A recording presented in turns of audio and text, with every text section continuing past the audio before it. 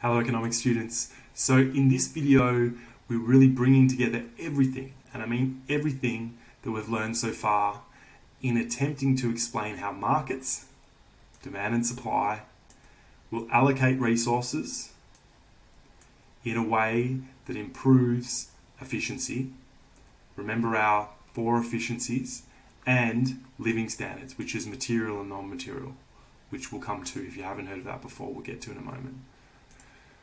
Alright, so I always love to tell this story about this guy here, Boris Yeltsin. He was the leader of, the last leader, I believe, of Soviet Russia.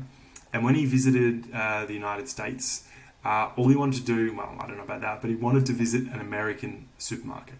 Now, the story goes in communist Russia at the time, supermarket shelves were empty. So you'd often go to the supermarket and there was widespread shortages, to use an economics term. So there's no access to sugar and butter and really important things that people needed. And you know, up until COVID, it was really important for you, or really impossible, I should say, for you and I to understand what a shortage was actually like. You and I mean people who have lived in Australia their whole life.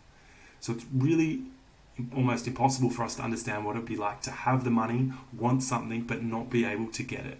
So the story was here that Boris was amazed at the American supermarket. The shelves were full to the brim. They had stock of everything that you could possibly dream of. And he said something to the effect of, who decides what you purchase, what you stock your shelves with, and in what quantities? And again, the story goes that the manager of the supermarket said something along the lines of, we don't decide, the consumers decide, right? Now, say what you will about this story, but the point I'm trying to get at here is that the market, despite its shortcomings, are an amazingly efficient way to allocate resources. If you or I go to buy something and it's not there, we're devastated, right? If this coffee machine at 7-Eleven is broken, I'm fuming. I may even leave a bad review, or you may even leave a bad review or complain, right? So the profit motive, there's an incentive there for 7-Eleven to get that machine fixed and get it working again, and that's the profit motive. And what that means is that suppliers actually have to produce what we want. Otherwise, they won't have a business, right? If the machine's constantly broken, they won't have a business. Or if they have no petrol in their bowsers, they won't have a business. And so what that does, that incentive improves efficiency and increases living standards, okay? Which is what economics should be all about. Okay, so let's get into the detail here. So remember those 3 questions that we started with. What to produce in order to make everyone happy? How do we produce it in a way that doesn't waste anything and waste any of our resources? And who gets what we produce in a way that is somewhat fair? Well, the market's going to answer those 3 questions. Let's have a look. So what to produce is really just thinking about that example I just used in the supermarket. Producers need to respond to relative prices, which we've looked at, which are really just a signal about what consumers need and want. If we have something that has a high relative price, it's usually due to a shortage, which is saying, hey, we need more of this to satisfy consumers. So what we're going to say is that ultimately consumers decide where resources are allocated in a free and competitive market. And that's what this consumer sovereignty is. Consumers have the power to decide where resources are allocated, and that improves allocative efficiency. Secondly, markets are going to decide how to produce something. Again, because they're profit motivated, they're always going to be trying to produce the lowest cost methods. If something becomes cheaper or there's a new method of production, then they'll be quick to substitute, to change their way they operate. And that improves dynamic efficiency and productive efficiency. Finally, markets actually decide who gets what, so for whom. And that happens via our wages, right? The labour market is a market, a little bit different to other markets, but it is a market no less.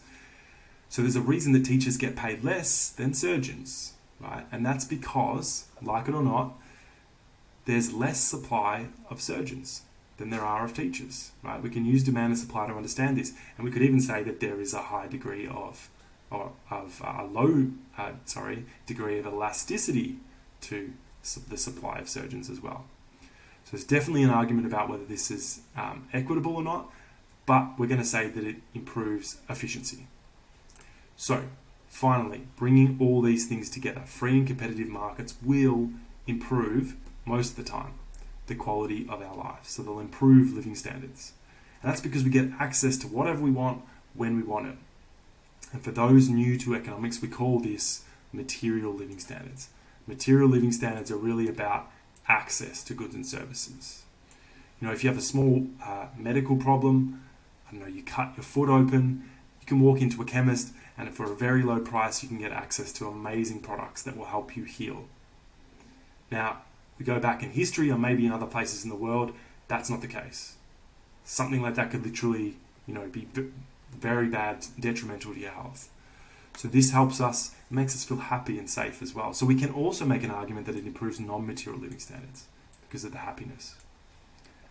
Now, absolutely we can make an argument the market is bad for the environment, right? So we can say that it has a negative impact on the environment, and that decreases intertemporal efficiency, okay? People also work too hard. There's like consumerism and the stress and anxiety and trying to earn a living, and that's also a negative for our happiness. So we could make an argument that it's bad for non-material living standards, but we could not make an argument that it's bad for material living standards. We get access to amazing goods and services which help us. Okay, so in summing up, free and competitive markets are good for efficiency and good for living standards with some exceptions, notably intertemporal efficiency, the environment, and that whole thing about working too hard and stress and anxiety. All right, bye for now.